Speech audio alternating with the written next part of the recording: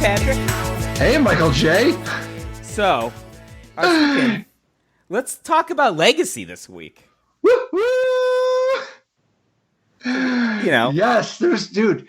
Why would Modern Horizons stop at Modern? Why not carry over? Like, if you're going to make a set of intentionally overpowered cards, oh my God, are you kidding? Or did any of them really cross over? Well, I mean, if you have like a 2 casting cost, one-sided Howling Mine, maybe it would be played in a format that had, a fetch land, dual land combination that doesn't cost you 3 life. I just think it's nice that Tarmogoyf is finally good enough to be a 3 of in Temur Delver. Because you already had creatures that died, and you had Chain Lightning or sorceries. I guess this deck doesn't even use Chain Lightning anymore, but you got Ponder, and you got Ponder, right? But you also got instants galore and fetch lands. But the fetch lands are a perfect fit for Wrenn and Six. Yes, they are. So, are we starting on Alex Hahn's deck, the winner of the classic from a little bit last month? Yeah, I would. I mean, why not? Like, Wrenn and Six wasted no time showing up over there too. So Alex's deck, he's got Temur Delver, he's got Delver of Secret ×4, Nimble Mongoose ×4, and then, like you alluded to, 3 Tarmogoyfs. Same number of Wrenn and Six as his Tarmogoyfs in the main. Yeah, I mean, the ability to drop Wrenn and Six and consider it to actually be one of your late game spells, I think really speaks to the format. I actually think that Wrenn and Six plus Lightning Bolt is a kind of a sweet combo. Yep. Do 4 damage. Yeah. Is Dark Confidant just like? Is it just a wrap for that? I don't know. No, because like Wrenn and Six, I'm saying like Dark Confidant just seems like it's so rough when Wrenn and Six is just like one of the best cards in Modern and Legacy. Yeah, well, I've counted Dark Confidant out many times myself over the years, including back when it was probably one of the best cards in Standard. I'm like, I don't play this card; it's not good. But he's managed to stay relevant for 10+ years. So Wrenn and Six is just completely messed up with Wasteland, right? Oh, wow, yeah. That's fantastic. I mean, so as long as if you've got Wrenn and Six and Wasteland, they basically need to always draw a land every turn to keep pace, right? Like that's the thing, right? If they ever just don't draw a land, then they're just going to fall behind. Yeah, but honestly, I think if they keep drawing land, they're going to fall behind. I mean, like if you've got like the Goose in play or a Goyf or something, yeah, I think that's probably a true story. I mean, not to mention the fact that you're actually gaining loyalty with this, Wasteland Wrenn and Six plan. You're actually ticking up, and not for nothing. When you're playing the Wrenn and Six, let's call it a combo in Modern. You're typically investing a life every turn, right? You're breaking to get your card draw going on. When you break your Wasteland, you are not costing yourself a life. You are just costing them a land. Yeah. Yeah, I think the Wasteland power is a lot more disruptive. And the ability to use Stifle alongside Wasteland and Wrenn and Six, I think we're only seeing the beginning of this. And I actually think Wrenn and Six has got a home in Vintage. Wow. Personally, it's been some years since I've played Temur Delver in Legacy. I think I hadn't played it in, 7 years or something in Legacy. But my recollection is you often win these games where you have little or no land in play, right? So you're dazing up your own lands. You're playing in such a way that you could be getting wastelanded. You're using wastelands. So like I think like you said with like the stifles and the wasteland kind of thing, you could have a lot of these board positions in Legacy where nobody has any land in play. True. And if you're ever in a matchup where there's plenty of land in play, Winter Orb can solve that. Yeah, I saw that was pretty cool. There's not really any real way to break the symmetry on Winter Orb in this deck, other than the fact that you have like cheap threats like Delver and Nimble Mongoose, right? Or you're dazing up. Yeah, Daze, man. Up. I love That's how old school. Daze is the mana making engine in this deck. Daze that. Yes. Plus, I mean, Wrenn and Six is pretty good with Winter Orb. Because you get, like, just start fetching every turn, even if your opponent's, like, locked out. Yeah. Electrickery, man. What do you think? Electrickery, people's true nemesis? Oh, so you can overload an Electrickery. It doesn't target the true name nemesis. It just takes it out, right? Mm-hmm. Any number of true name nemesises they might have on their side of the battlefield, actually. The only problem is it doesn't work, dude. True name nemesis has protection from the chosen player. So, like, it's not going to take any damage. So that's the reason I ask about Electrickery. Because it looks like somebody put it in to hit the true name nemesis. Yeah. But it's not like the -1/-1 to enemies, like all those different -1/-1 cards that everybody plays. Golgari, Charm, or Nausea, or whatever. So I guess I don't understand why you would use Electrickery. I don't know. It's still 1 mana at instant speed to kill something with 1 toughness. Like, I don't know. You could shoot a Delver with it, like when it's still in Delver mode. Okay. That's not great, right? How about this? What if somebody goes off against you with, 2-land Belcher, right? And they're just spit out a bunch of 1/1 goblins. Electrickery can get you out of that. Like, Temur Delver is notoriously awful at coming back from being behind. Like, this is a deck is outstanding at stopping people from getting ahead. And it is pretty good at holding a lead if it has a slight lead, but it's very bad if the opponent has a large lead to get back, because its cards aren't really that powerful, right? Like, Nimble Mongoose is great for 1 mana. Delver Secrets is amazing for 1 mana. But at the end of the day, this is like a 3/3 or a 3/2 creature. And in Legacy, you could be playing against, a 15/15 or 41/1s or something. Electrickery, not for nothing, 2 mana could get you out of 41/1s. Dude, these people have to be doing it on purpose. Second place, Ed Dimico, is playing Electrickery also. And he's not even playing the same deck, is it, Delver? Oh, man. He's got Young Pyromancer, which I guess is like, I mean, that's a place where Electrickery shines is against other people's Young Pyromancers. That's sweet. I think it's, similar principle as, a bazillion goblins out of 2-land Delver.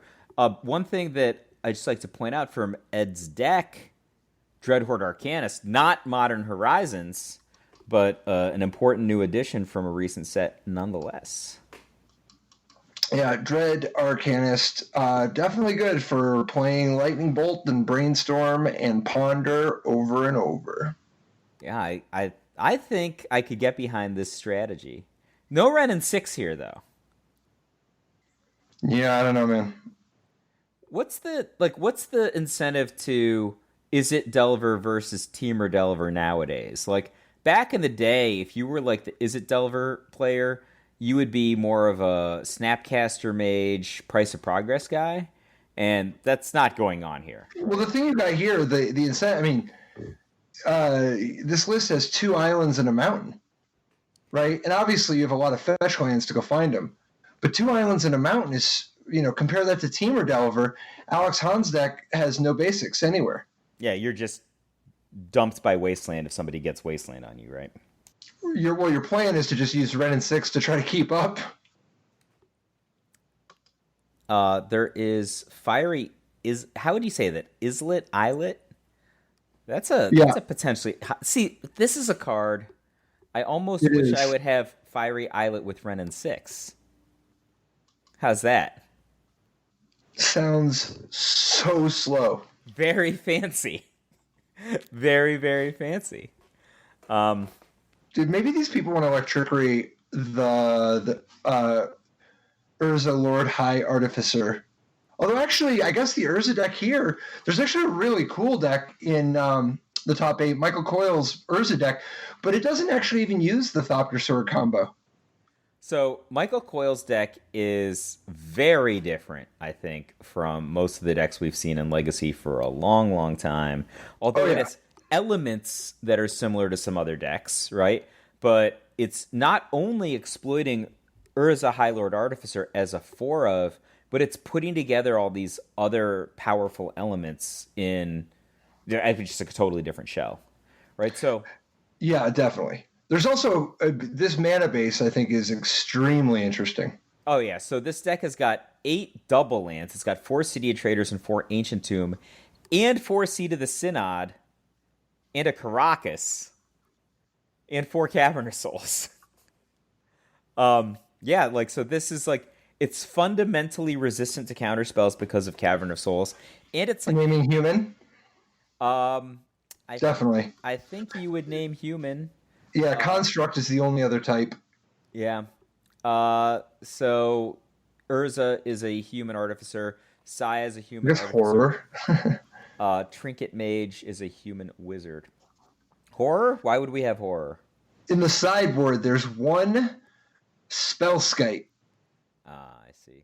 So, like we were saying before, like this deck's got like 8 double lands. It also has 8 forecasting cost Karns. So there's Oh yeah. Karn Scion of Urza, which kind of goes along with like the Urza High Lord Artificer, Psy Master Thopterist half of the deck. But it also has Karn the Great Creator, so you can go get various artifacts out of your sideboard, including that Spellskite, I think. There's a Mycosynth Lattice combo in this deck, which is sweet when you have all these double lands. Right? Oh yeah, get it down a lot faster because it's not just the double lands. It's also this deck has a Lotus Petal, 2 Mox Diamonds, and 4 Mox Opals. And the Mox Opals are legit. You've got stuff like Welding Jar, Urza's Bauble, Tormod's Crypt. You can be going pretty fast. The thing I think is really exciting about this deck is if you get Karn Great Creator down, whether you get it down like on, let's say even if you get it down on turn 4, like slow side, you can get it down on turn 2. I don't know, it's crazy you could get it down on turn 1, right? If you had like a double land and like 2 Moxes, right, you could play Karn on the first turn. A Mox Opal, a Lotus Petal, and then like another 0 plus Ancient Tomb or City of Traders. Yeah. So you can play that super fast. Then you can immediately get Mycosynth Lattice and then play another double land, and it's just down. Right? I think that's a really, really exciting jump. We don't typically see that in the modern decks. These green decks that have been playing Karn the Great Creator and Mycosynth Lattice. I think that's a pretty sweet upgrade. Also, like this is a pretty good defense grid deck. So there are 3 defense grids in the sideboard. You could like side 2 of those 3 in, maybe all 3, and you just cover spell yourself, and you've got like this one-sided kind of Armageddon. You just use it to buy time, I think, right? Because this deck, it has like these powerful engines. It has Karn as an engine, other Karn as an engine, Urza Lord High Artificer as an engine, Sai as an engine, but then Nurok Stealth Suit is an engine. Tell me about Nurok Stealth Suit. So, Nurok Stealth Suit is quietly the unsung hero of the cranial plating cycle. A lot of people don't realize that was a cycle. So, cranial plating cycle, obviously cranial plating, it costs 2 to put out. You could equip it for 1, or you could pay BB to move it. And all it did was give you extra attack. You get extra power for the number of artifacts you have, whatever. Nurok Stealth Suit makes the equipped creature not able to be the target of spells or abilities. It's very hexproofish, huh? Oh no, it's that more shroudish. It's Shroud, except it doesn't make Nurok Stealth Suit fall off or anything. I mean, it's just, which would be confusing. But no, Nurok Stealth Suit. So you can like move it fast, right? Like you can go get it with your Karn or whatever. But then like if it's in play, it's like a virtual counter spell for your Urza Lord High Artificer. Because you play Urza, and by the time Urza's in play, all you have to do is tap 2 artifacts to get 2 blue mana to move the Stealth Suit over. So it's kind of sick for ensuring that your Urza is just unkillable. So you get Nurak's stealth suit like ahead of time, and then you put it in play ahead of time using Karn. Yeah. And then you like slow play Urza? No, you just play Urza. When the moment that Urza's in play, his mana ability is already on. Got it. And he can turn your dinky artifacts, because all you need is one other artifact, since the stealth suit taps for blue. The stealth suit is itself a Mox-like ability. Yeah. So what's the plan A of this deck? It's got 4 Chalice of the Void, right? So this is... Plan A is to Chalice of the Void for 1. So you just go, first turn, Ancient Tomb, Chalice of the Void for 1, go. Right? Like that's your... Right. And so that right there takes out a third of the decks. Oh, man. Like, the Temur Delver deck is going to have to rely pretty heavily on Wrenn and Six because all their Lightning Bolts, Ponders, Nimble Mongoose are all turned off on turn 1. Right. And Plan 2... You just use that for time? That's the thing? Like, because this... Yeah, and then you like go to one of the other lockdown, things. Right? Yeah, the real plan is Karn the Great Creator and go get Mycosynth Lattice. And then you just, I guess they're paralyzed between Chalice of the Void and Mycosynth Lattice, and you just bash them for 6. Is that? But really, plan the backup plan of you just Karn Scion of Urza and you make some XXs. Yeah. And Urza Lord High Artificer make an XX. It's not a bad plan. I mean, Walking Ballista is already an XX, and Trinket Mage goes and gets Walking Ballista, among other things. Really, Trinket Mage gets Chalice of the Void, and you put Chalice of the Void down on 1. But once you have a Chalice of the Void on 1, then you can always use Trinket Mage if you don't want anything spicy like Pie the Needle or Welding Jar or Tormod's Crypt. You can just go get Walking Ballista and then just have another, chunky beatdown sort of thing going where Walking Ballista is like, I'm a 6-cost 3/3. Boom, take it. I would totally play this deck. This deck seems like a riot to play, and it seems very powerful. Dude, I like 5 Islands. Although I do like Seat of the Synod here. Seat of the Synod's sweet, right? Yeah.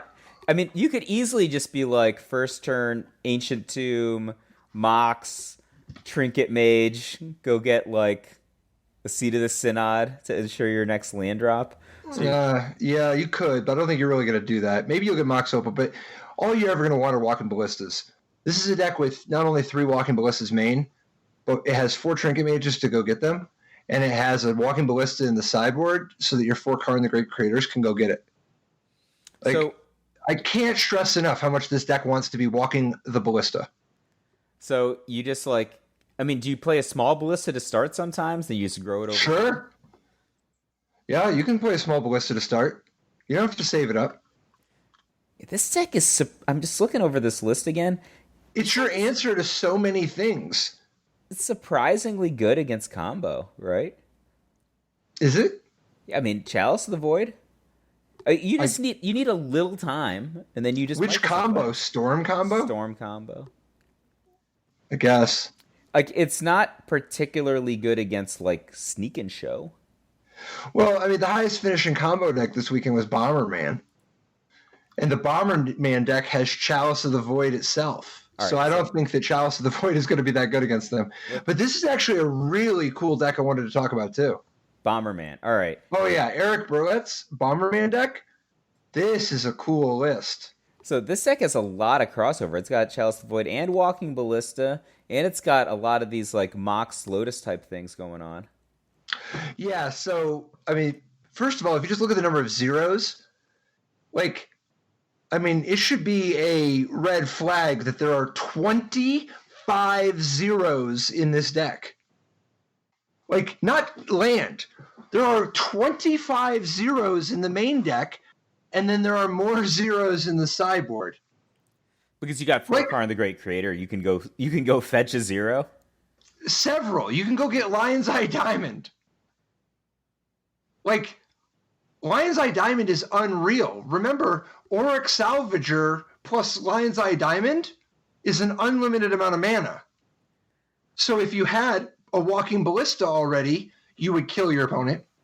If you had a Monastery Mentor already, you would have an unlimited number of unlimitedly large monks, and then obviously if you have the Mystic Forge going, you're going to have a lot of other stuff to deal with anyway. Mystic Forge lets you, even when you have Lion's Eye Diamond and discarded your whole hand, you can just keep drawing cards with Mystic Forge.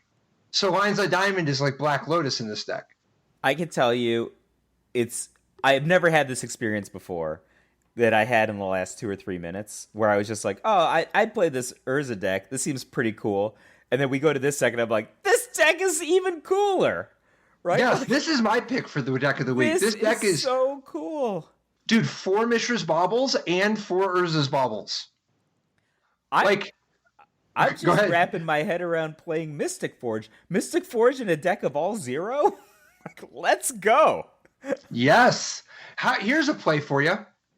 Turn 1, City of Traders or Ancient Tomb, because remember, this is a deck that has 8 double lands. Yep. So you play Ancient Tomb or City of Traders, and then you play Lotus Petal or Mox Opal. And Mox Opal will be turned on turn 1 a lot because of the different zeros, but I think that for the scenario I'm about to describe, you'd rather lead with the Lotus Petal.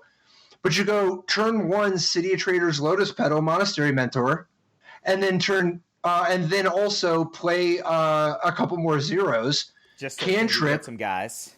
Yeah. So the next turn they're dead. But you don't even need to, because what you can do is you can just go Auric Salvager.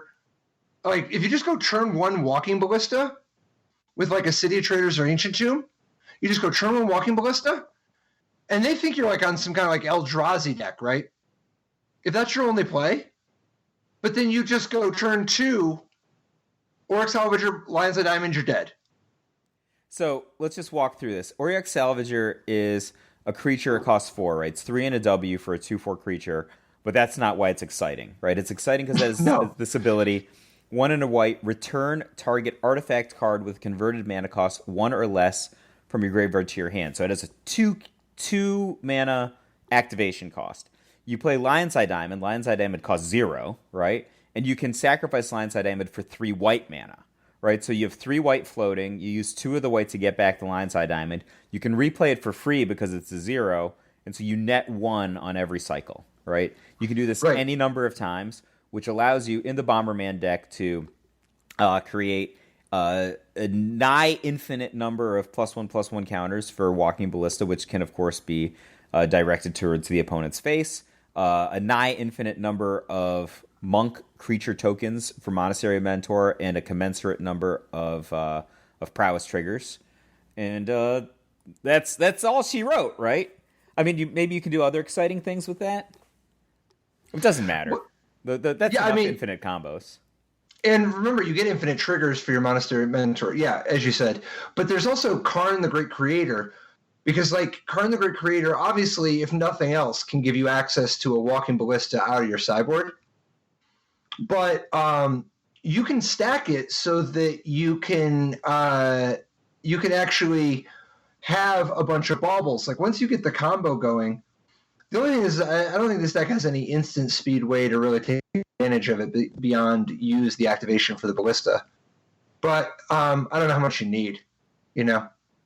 The Lion's Eye Diamond working with Mystic Forge thing is pretty attractive too, though.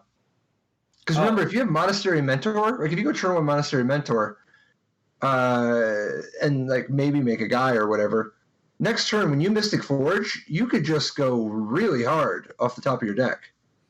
Yeah, and Mystic Forge has the advantage over the more traditional, let's call it Experimental Frenzy, and that if you get brickwalled with a land, you can just move it for 1 life. This deck only has 20 lands. With everything else, you just flow, right? Yeah, and you still get to tap the Mystic Forge.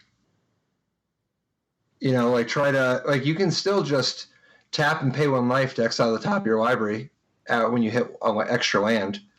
You know? Yeah, this deck is absolutely. You know what the coolest thing about this deck is? And this is a cool deck. It's that this is a Karn the Great Creator deck, so it's not surprising to see stuff like the fourth Lion's Eye Diamond for the combo and Snaring Bridge, Mycosynth Lattice obviously for the Karn Lattice combo in the sideboard, hate cards like Tormod's Crypt. But this deck has got like 3 Swords to Plowshares, 2 Disenchant, and 3 Containment Priests in the sideboard. And Cast Out. Yeah, I was just like, Cast Out? Like, it's like an odd card to have in your sideboard. No, these people, no. Oblivion Ring has been a popular Legacy card. I think it's only reasonable to think that Cast Out is going to take Oblivion Ring's spot. 4 mana is so much. I mean, I know, but 1 mana is so little. That's true. I mean, between Containment Priest and Cast Out, you've got like 4 pretty legitimate answers to Sneak and Show. I don't know how legitimate of an answer Cast Out is to Sneak and Show. Hey, I mean, like, if they've got 3, maybe you've got 4, and this is a card that can actually target an Emrakul. Emrakul, the Aeon's Torn? Yeah. Yeah. I just think that it's not that good against Grizzlebrand. No, but what is? Containment Priest. Containment Priest. Let's go. So yeah, this deck is super dope. I love this deck. And this is totally a Chalice of the Void deck I would want to play, versus like the mono red version. I hate the mono red version deck in Legacy. It's weird. Like, as much as I love mono red in every other format, I cannot stand the mono red deck in Legacy. I like the use of a Wormcoil Engine in the sideboard for the backup plan. I mean, it's a great bullet. Definitely. Totally. Like, there are a lot of things that can go wrong in Legacy. Wormcoil Engine is the type of card that can just, sometimes you just play a Wormcoil Engine and you just see where it goes. So I take it you're not a fan of David Weisenberg's Mono Red Prison deck? No. This is one of those, it's another Karn the Great Creator to go set up Mycosynth Lattice decks. But this is one of those Chalice of the Void decks with 4 Blood Moons, 3 Magus of the Moons, 3 Trinispheres, 3 Ensnaring Bridges, and very little hope that anybody plays. I mean, the thing that's insane about this deck is, first of all, your plan A is just not up to you, right? So if you just draw the Blood Moon this game, you're like, all right, guess I'm a Blood Moon deck this game. You draw the, versus drawing the Chalice. And sometimes you're just like, I'm a Blood Moon deck, and they're like blue-white, and they have tons of basic lands. We're like, all right, I'm gonna go Chalice on you. And you're like, you're in the dark. Like, this deck actually has to go toss its Simian Spirit Guide on the first turn. You can't really give people space, right? Like, you can't let them start dazing you or something if you've gone first. You're often trying to win with just, like, your opening hand on the first turn. And then the thing is, like, it's dismal. You just kind of, like, slow the game down and try to kill them with a 2/2 a lot of the time. It's not where I want to be, I can tell you. Dude, you can't be mad at somebody just showing up with 7 removal spells and their 4 Abrades and 3 Fiery Confluences. I mean, when I played this deck, Fiery Confluence got sided out a lot. It's very awkward. And it's not that powerful. It depends what you're up against. I mean, more power to the Abrade. Medium power standard card. Get there, Legacy. So, dude, Chandra Awakened Inferno out of the sideboard? It's kind of like Elspeth, the way that people would play Elspeth 6. The good Elspeth.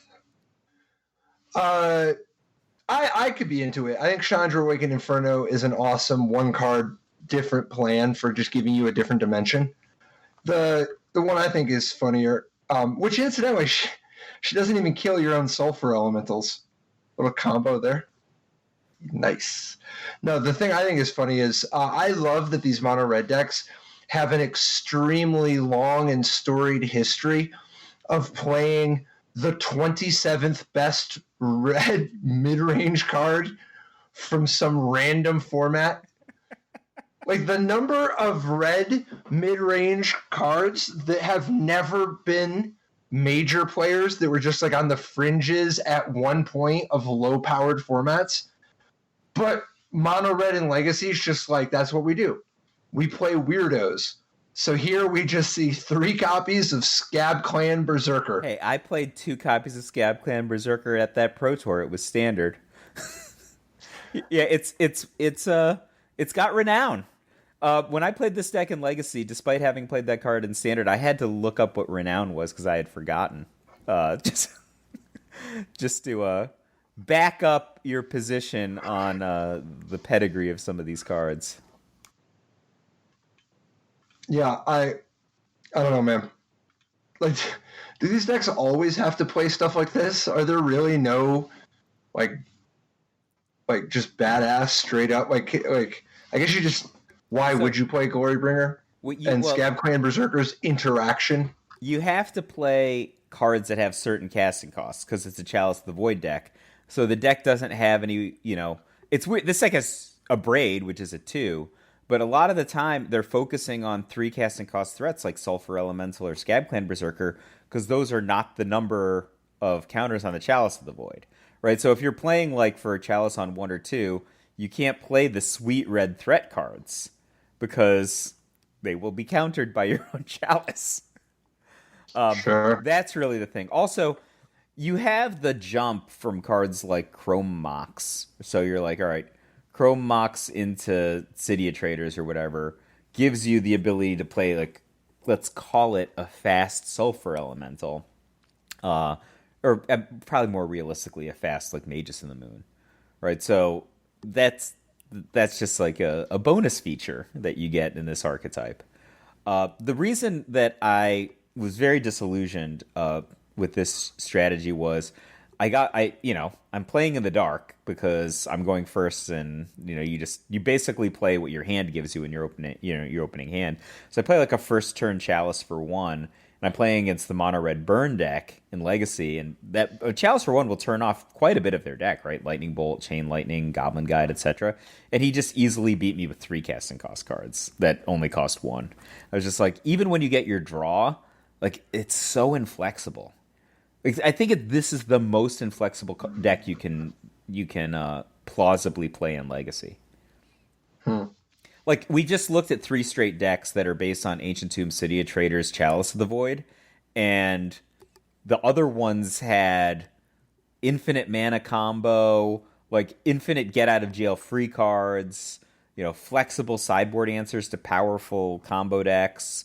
You don't think though the Berserker is a flexible answer to combo decks? No. I mean, like, Sulfur Elemental isn't even protection from white. Right? Like, it's got flash. No, I stand by see, I'm into Sulfur Elemental. I mean, it's cute. I mean, I've certainly, like, picked off a core Firewalker with 2 Sulfur Elementals. That's Dude, Mother of Runes. Mother of Runes. You gotta kill that lady. Yeah, you can do that. I mean, you can do that. No, I mean that's Sulfur Elemental's at its best when you play against decks like obviously it's like sick against anybody who happens to show up with some kind of weird Lingering Souls deck. But in general, it's like kind of nice to be able to hit Mother of Runes. That's very nice. That's true. I think like this deck is just not fast. Also, like it's fast at doing something, but it's not fast at winning. So is the real problem here Blood Moon instead of Back to Basics? Like Brandon Klein's Azorius Stoneblade deck. Now his Back to Basics are in the sideboard, but one of the things I think is really smart here, 4 Flooded Strands and 4 Prismatic Vistas. Kind of nice, right? And it's good in the Wasteland Wrenn and Six metagame where everybody's playing all these, The mana denial at the top of this tournament is very present. And this deck's got a lot of new things in it. 2 Narset Parter of Veils and a Teferi Time Raveler. Teferi, we thought we would start seeing it break through. Narset Parter of Veils, really strong from the get-go. Force of Negation to go along with 4 Force of Wills. Well, you are really, really into forcing if you go to 5. Oh, yeah. Dude, I used to just be king of just jamming 2 misdirections in my vintage decks. Yeah, but those decks often had cards like Necropotence, right? Yeah, or mean, Gush in my case. Yeah, if you're drawing infinite, like on, and if you're only planning to play 2 turns, like you have the ability to refill to 7. I think it's different than a deck like this, which is planning to play like at least 7 turns. Is Powers Jailer really the best you can do out of the sideboard? I mean, you become the monarch. I'm saying, like it's a kingmaker. That is true, you do. It's a super flexible answer, right? Like I would just echo the thing that I said about ability to come back. In Legacy, Oh, he's not that flexible. Council's Judgment's more flexible, right?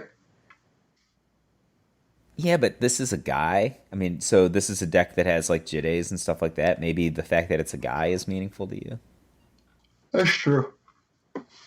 But also, you become the monarch, right? Being the monarch is it's sweet to be the monarch. Okay. I think that this deck is. I think it's cool. I don't know. I kind of want this deck to have Wasteland of its own. Doesn't it? Doesn't it kind of bother you? It doesn't have Wasteland.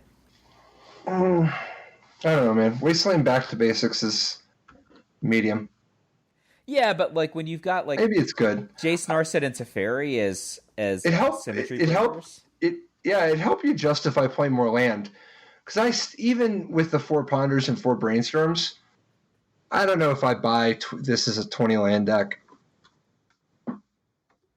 Like, I'd rather have a couple Wastelands in here and have it go 22, you know?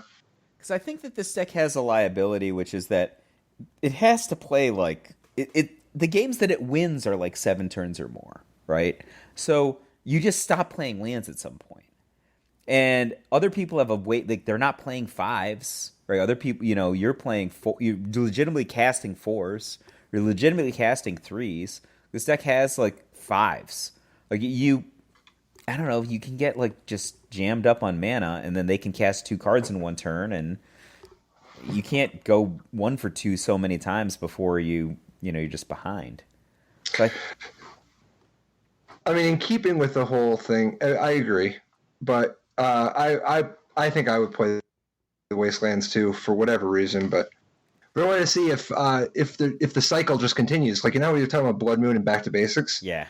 Wrote Choke in the sideboard of Matthew Vuk's 4-color loam deck, which is basically, it's sort of like, let's imagine that you were playing like a Jund deck, but you accidentally dropped it and it got mixed up with some sort of like Punishing Fire, Mox Diamond, Knight of the Reliquary loam deck. That's this deck.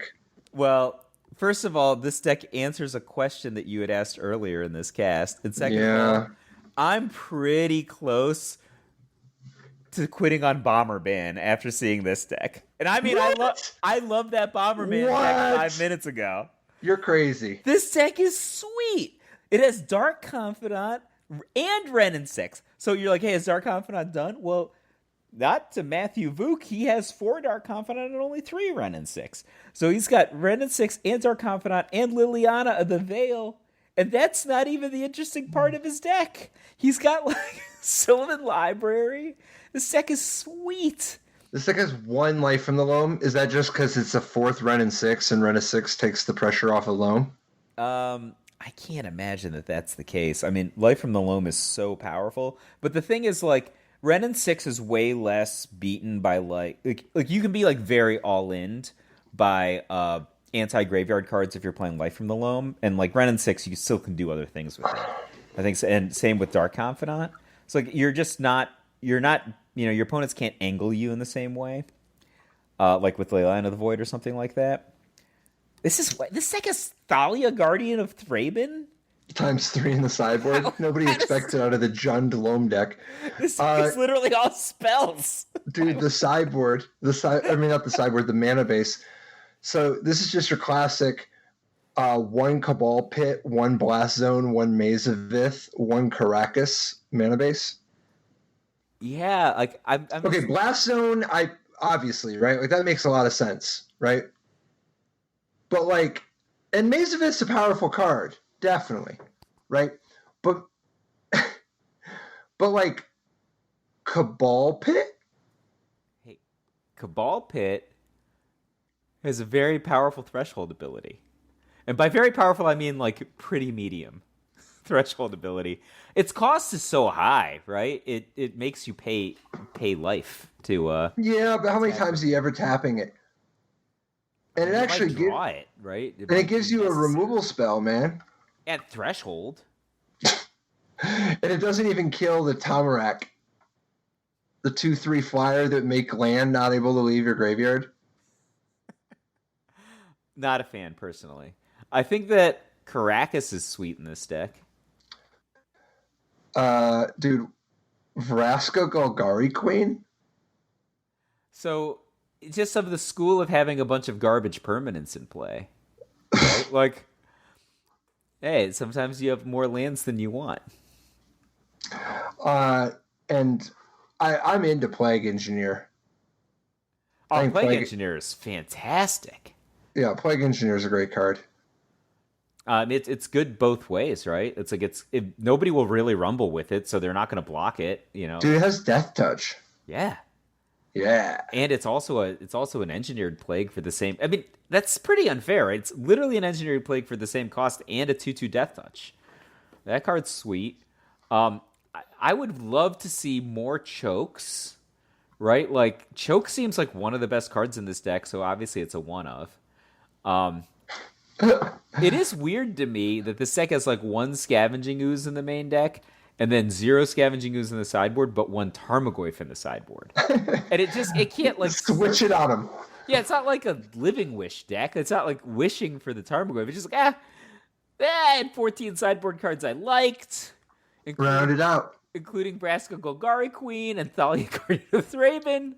So what do you what do you like more, this deck or the slightly more traditional version of lands, which is the same sort of a deck? But Christopher McCready's list, he's also doing the whole Punishing Fire thing, right? But he's playing Life from the Loam X4 along with 2 copies of Wrenn and Six, and then just no creatures. Instead, having 4 Exploration, 4 Crop Rotation, 3 Gamble, and then going up to 35 land instead of 27, so that you can fit, 1 Ancient Tomb, 1 Mishra's Factory, but in large part, you're really 1 Tabernacle, of course, but what you're really doing is playing 3 copies of Dark Depths and 4 copies of Thespian Stage. So I like the Jund deck, or I guess it's 4-color alone because of Thalia, Garden of Thraben in the sideboard. Knight of the Reliquary times 4 is an important part of that other one. True enough. I like that one better, and maybe for like a stupid reason. The lands deck is probably both far more consistent and more powerful, but it's super one-dimensional, right? Like, if somebody gets you... Oh, is it? You've got Word of Seizing in the sideboard. That's a whole new dimension. I mean, how does this deck beat a Leyline of the Void? Like, Leyline of the Void comes out in turn 0. Well, you can go 1 with Wrenn and Six, 1 with Wrenn and Six, 1 with Wrenn and Six, 1 with Wrenn and Six. But I mean, at the end of the day, isn't the real thing the Dark Depths? Like, that's what you really do, right? Because Dark Depths still works.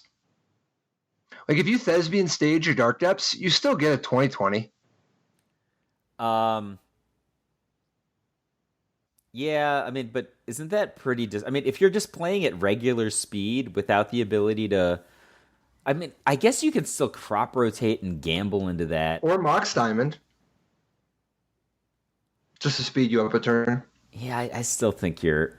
I think you're very against the wall against Leyline of the Void in this deck. Like even the alternate card advantage engines like Wrenn and Six and Crucible of Worlds are still reliant on the graveyard. I guess you have Tireless Tracker.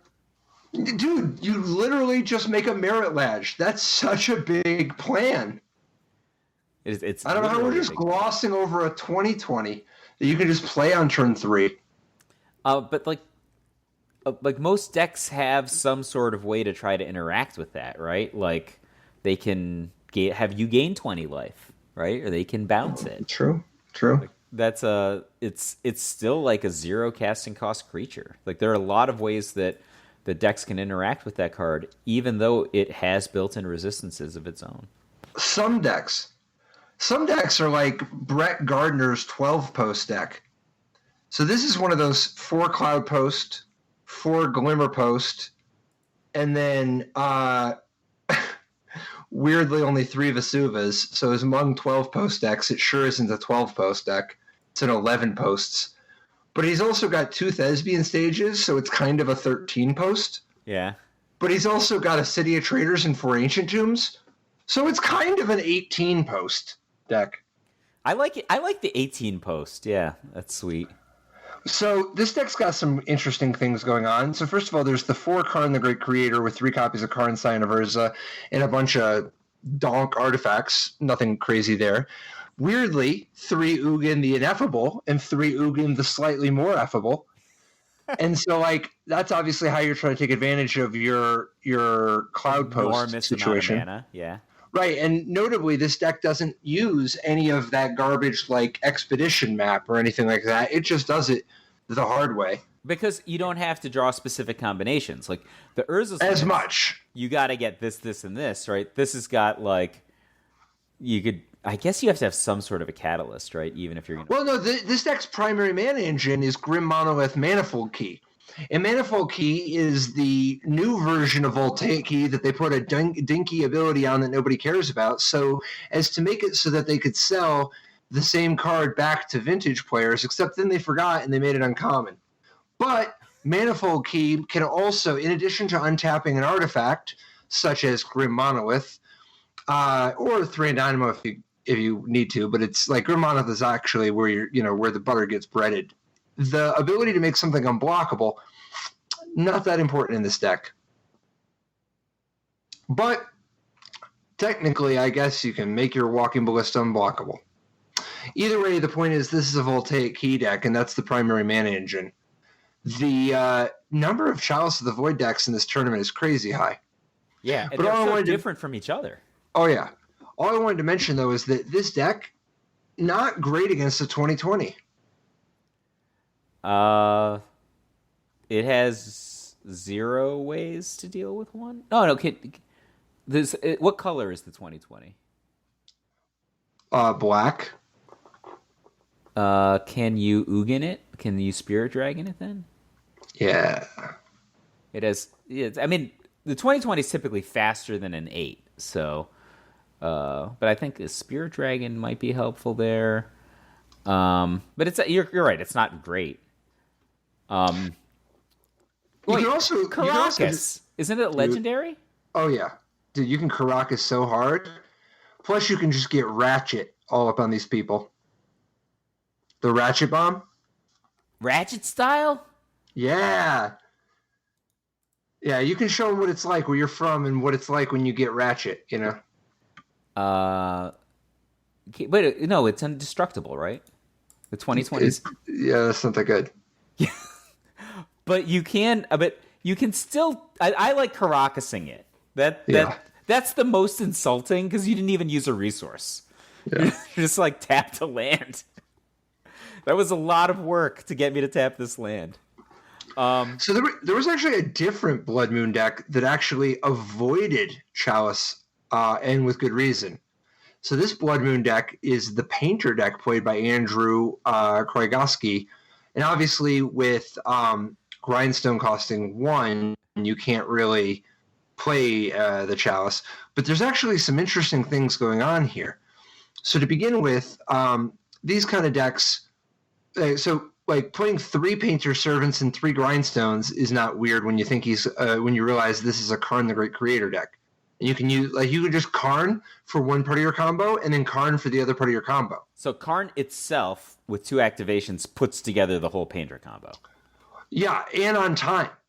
Because, like, the Painter combo, it costs 6, all you need to do is have a single, like, I guess you need to have one extra way to get ahead, but the in addition to the whole painter thing you got going on here, or actually just before glossing over the painter thing, there's actually a little bit more to speak to with regards to the tutor package, which is these kind of decks have long been using Imperial Recruiter, but Goblin Engineer is an interesting new development. You can use Goblin Engineer and go get either part of the combo. First of all, Goblin Engineer can actually get back either part of the combo. But second of all, it sets up Goblin Welder. The Welder. And then third of all, this is a deck with 4 snow-covered mountains and then a bunch of fetch lands that can find them, like Arid Mesa, Bloodseed Mire, Scalding Tarn, whatever. So we can actually capitalize on Arkham's Astrolab. Arkham's Astrolab, primarily a thing to weld away or engineer away, but it is also a source of white. A little bit of a bonus, right? What's that? You get a little bit of a bonus with it, and then you can weld it away. Yeah, and it gives you white mana when Blood Moon is in play, so that you can still play Enlightened Tutor or Out There Sworn Canonist. So this deck, you typically name blue, correct? With your Oh yeah, because you've got 4 Pyroblasts and 2 Red Elemental Blasts. That's kind of the coolest part of this deck, I've always thought. It's pretty dope. You just plow everything. Dude, what's up with 4 lightning bolts in the sideboard? You got to switch it on them? Sometimes you just want to play the best card of a different format. It's probably not the best card in Legacy, but it's probably still the best red card in Legacy. I like the one in Snaring Bridge, 1 Aether Sworn Canonist toolbox, so that you can actually, because like obviously you can just like Enlightened Tutor for the Canonist, but you can also like Imperial Recruiter for the Canonist, and you can Goblin Engineer for the Canonist. And then you can also obviously go get Ensnaring Bridge, and remember the Engineer can place anything that with mana cost 3 or less. So pretty dope. So what is the lesson of this Legacy event? There's infinity awesome decks, or that there's infinity awesome decks that are playing Chalice of the Void and or Ancient Tomb. City of Traders. Why are we not playing with like Ceremonious Rejection more? Oh. Ceremonious Rejection seems like it would be great against all of these decks that are pushing artifacts so hard. Yeah. It could go into one of these. To be fair, the decks at the top of this tournament were like Teamer, Is It were like the top 3 finishing decks. So like legitimate fairish decks that have interaction and counter spells. You could slot Ceremonious Rejection right into one of these sideboards, maybe in exchange for an Electrickery. Which we still don't know what it does. Dude, what I am into Veil of Summer replacing those Xantid Swarms in Storm. Dave Brandt's 9th place list. Main deck, literally just just the way Garfield intended. But the sideboard using 3 Veil of Summers, that's a dope card. Yeah. It's like a 1 casting cost cantrip counterspell. What else could you have ever wanted? Nothing. So, I mean, definitely a lot of wild decks in Legacy. Yeah, this is what ended up being. So, what's your actual favorite for the week? If I'm not going to pick the burn deck that finished top 16, it's got to be Bomberman. I love that Bomberman deck. Yeah, I think the Bomberman deck speaks to me. Yeah, I'm not really picking the burn deck. Okay. I mean, I might, but not really. The Bomberman deck is like, it's got like 3 different infinities. And it's a better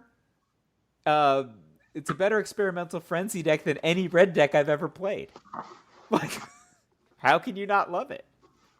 Dude, shout out to Pete Ingram. and his 4-color Delver deck that just merged everything we talked about and had room for a Leovold Emissary of Trust.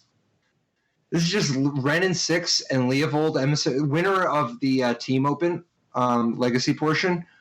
Leovold, like the classic curve of just Wrenn and Six into Leovold Emissary of Trust, with Dreadhorde Arcanist beating the system. I mean, that's just every cool card, right? It's all cool new cards. I guess Leovold is not that new, but it's newish. It's not that cool, man. You don't think it's cool? No, I'm cool on it being cool. I think it's cool. I don't know, man. I guess it's a thing. It's a little heavy-handed. A little on the nose. Yeah, it's a little on the nose. No, my pick is the Bomberman, no question. Yeah, no question. I love That's the a dope Bomberman. deck. And I love how the Bomberman, like, if you're like, I think I could just play fair this game, and you just, like, side in Sword Sepulchres, Disenchant, and Containment Priest, and you're just, like, a regular deck. Like, I'm not sure when you would do that, but, like, I mean, I would assume that you bring a lot of those cards in at the same time in certain matchups. You know, you want to... How do you feel about plowing a Grizzlebrand? Not positive. It's not great, right? Like, It's not great. So they're saying to themselves, I was thinking to myself, what if this activation doesn't go the right way? Should I do another one? I guess the answer is yes, because you just paid for it. Yeah, that's true. But yeah, I mean, if somebody's plowing my I'm in for having my Grizzlebrand plowed. I just don't want to plow other people's Grizzlebrands. I think you might have to do it sometimes. Yeah, sometimes you got to. I want to know where the Hogak's at. Why isn't Hogak just taking over Legacy? Don't even start with the Hogaks. Dude, isn't Hogak just unreal in Legacy? I mean... You can play Entomb in Legacy. In Cabal Therapy. There is so much more Hogak in other formats other format at least that I ever want to think about. Dude, you could play Hogak with like Cephalid Illusionist and Nomad Encore. You could play Hogak with like I don't know, man. What about Survival of the Fittest? And that's not even legal. That's banned. Yeah, no, no, on Vintage. Yeah, but I mean, Yeah. don't get me started on any kind of Nomad Encore deck. You know where I'm gonna go. Yeah. Right. All right. Well, suffice it to say, I'm glad that Legacy is mixing it up. I don't know, man. I don't know about this Modern Horizons set, but it seems to have had an impact on Legacy. I'm really happy that we did Legacy this week. I mean, some of these decks are so exciting. It actually makes me want to play the format. Yeah, dude. I'm not gonna lie. I'm proxying this Bomberman deck up and taking some draws. This Bomberman deck is sick. All right. All right. Awesome. See you next week, dude. Bye-bye.